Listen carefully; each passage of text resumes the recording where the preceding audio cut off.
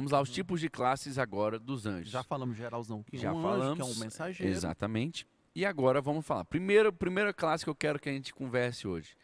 Classe do nosso arcanjo Miguel. Miguel. Miguel é um arcanjo por quê? Qual é a característica do arcanjo? Só antes de dizer, Por favor. já que a gente falou de anjo, a gente não pode deixar de falar que existe um anjo que a Bíblia diz o nome dele, né? Que é o único. Além de Miguel, que é um arcanjo, que a gente vai falar aqui agora, né?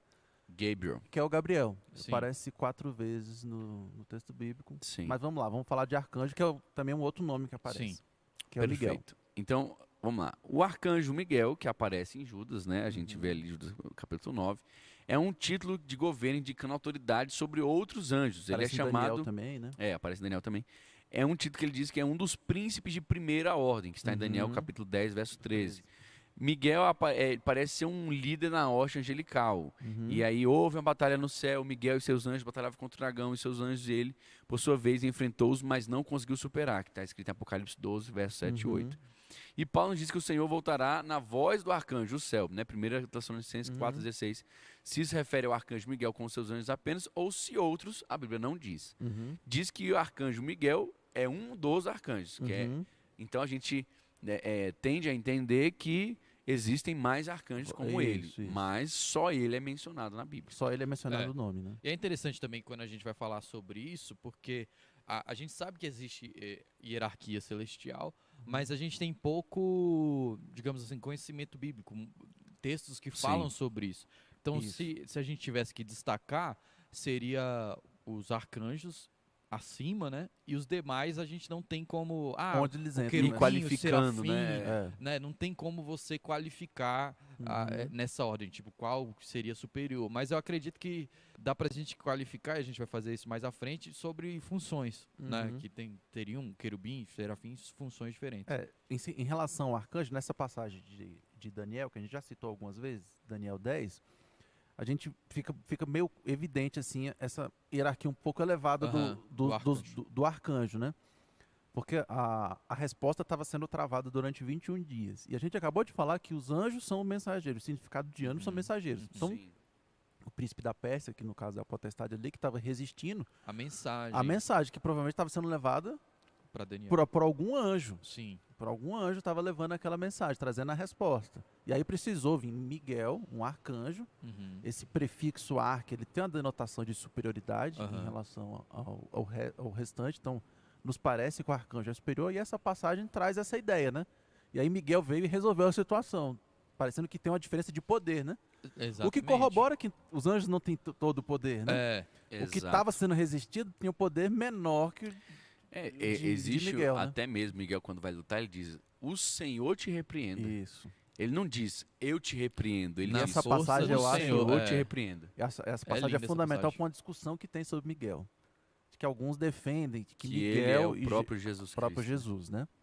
E essa passagem de Daniel, para mim, pelo menos para mim, tira qualquer possibilidade que isso aconteça. Primeiro diz que ele é o primeiro dos príncipes. Ele é um dos primeiros, Então né? tem outros como ele, né? Um dos primeiros. Então já não pode ser Jesus, né? Segundo, ele repreende em nome do Senhor. Ele não faz isso pelo seu próprio seu próprio poder, né? Então não me parece que seja Jesus e Miguel seja a mesma pessoa, porque algumas pessoas defendem que Arcanjo Miguel, na verdade, é um título de Jesus, que seria Jesus. Não. Diferente do anjo do Senhor, que nós vamos falar mais para frente, né? Perfeito. Vamos agora a outra classe de anjos chamada de querubins. Os querubins foi dada uma tarefa. Qual foi a tarefa que foi dada em Gênesis capítulo 3, 24? A primeira de fechar o Éden. Isso, guardar a entrada do Éden. Aparece Então, 81 vezes querubins. é o que Esse é um mais dos aparece, né? Aparece bastante, Exato. A gente não consegue, como o pastor Ricardo acabou de dizer, colocar ele aqui num ranking de querubim é o segundo, arcanjo primeiro, querubim é o segundo, depois serafins, etc. A gente não consegue. Então a gente vai dar algumas características dele, correto? Eles estavam na tampa da arca, estavam na cortina do tabernáculo, estavam na parede do templo. Então assim, eles aparecem várias vezes.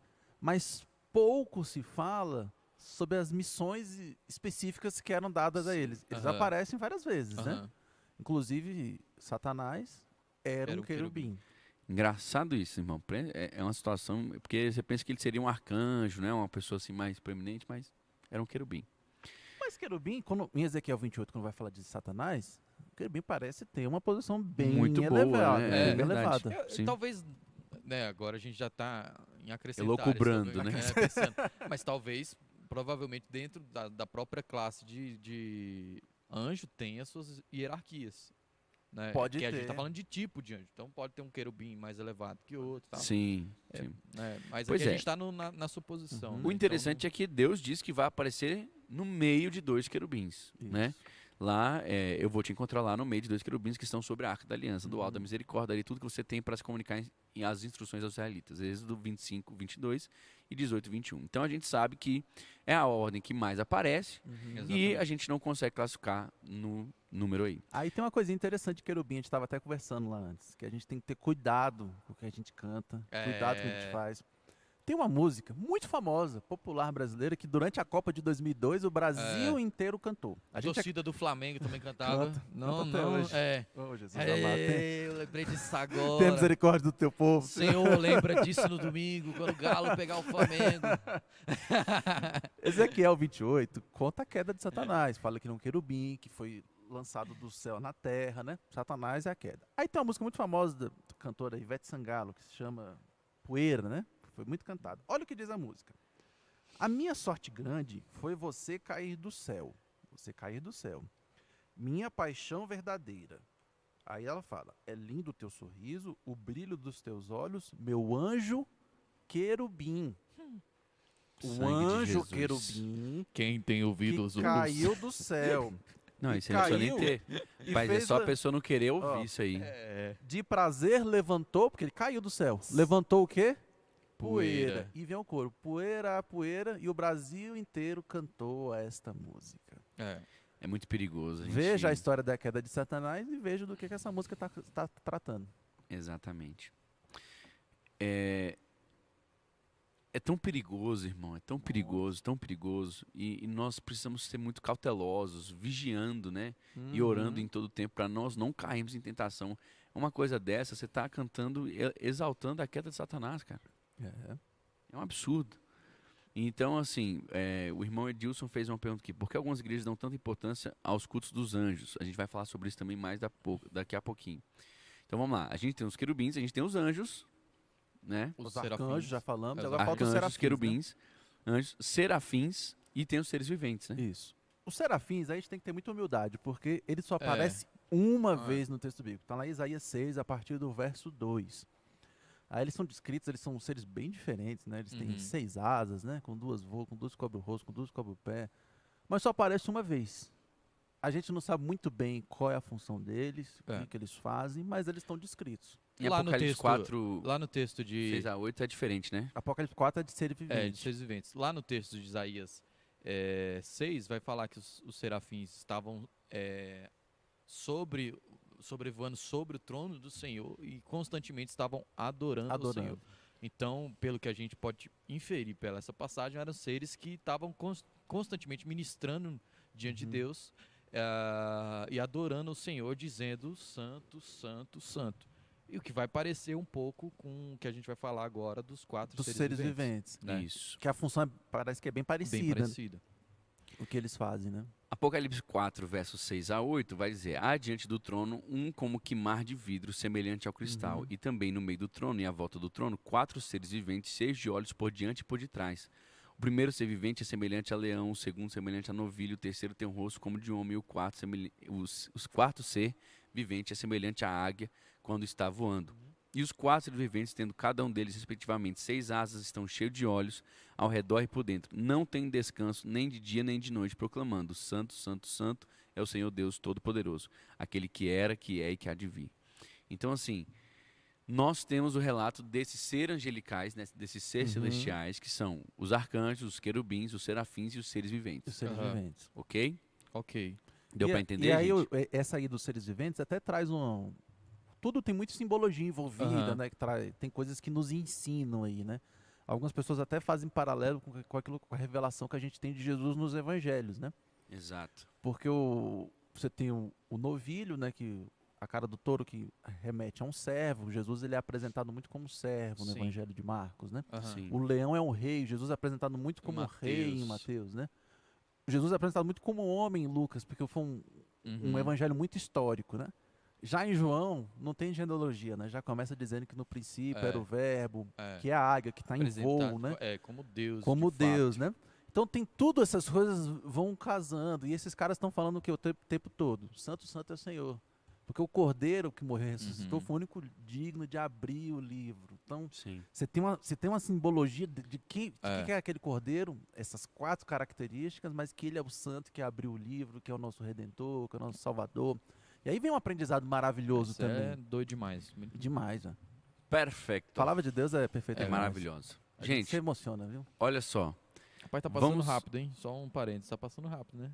Bem legal. Realmente não ia dar pra falar de demônios, não. Vamos aqui a algumas coisas importantes. Ainda falta um anjo do Senhor, hein?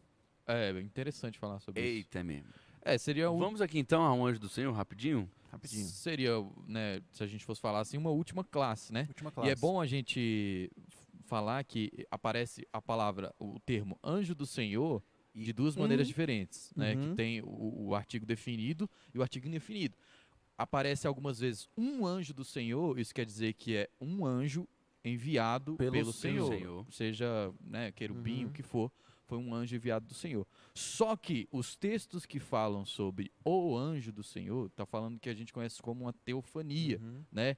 As palavras que vão ser utilizadas para descrever o anjo do Senhor são palavras que remetem a Deus, né?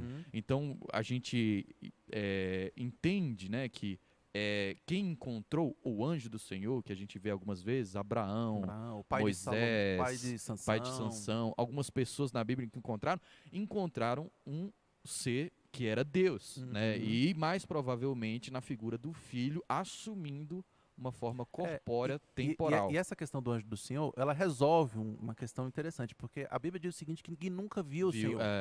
Porque Deus, o Deus Pai, ele é espírito e habita em luz inacessível. Como que ninguém nunca viu a Deus, sendo que a gente tem diversas passagens onde a gente vai vendo as pessoas, né, o quarto homem da fornalha, essas coisas, né, que são teofanias, são aparições de quem? Nós vimos o quem? Jesus Cristo, o Filho, o anjo do Senhor. E é interessante isso que você está falando, porque essa expressão, o tradutor bíblico, em algumas Bíblias, faz isso, para diferenciar isso aí que o senhor explicou, coloca anjo do Senhor em letra maiúscula. É verdade.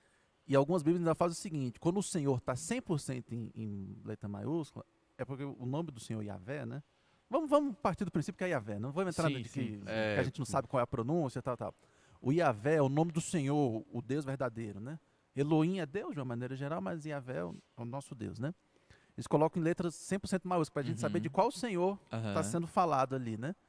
E isso a gente vê nessas passagens, por exemplo, Êxodo 3:2, quando aparece na fornalha, vem dizendo, na fornalha, ó, na sarça ardente, é porque eu tinha falado de fornalha, apareceu-lhe o anjo do Senhor para Moisés ali, vai falar com Moisés, né? E aí depois continua, e aí Deus disse para Moisés, é Deus falando. E o Deus que está ali é o Yahvé, é o Deus verdadeiro, não é qualquer outro Deus. É Deus, essa passagem deixa muito claro. É nome próprio, né? Nome próprio. Juízes também, 13:21, quando aparece para o pai de Sansão, ele diz, certamente morreremos, porque vimos a Deus, Yahvé. E quem que apareceu para ele? O anjo do Senhor.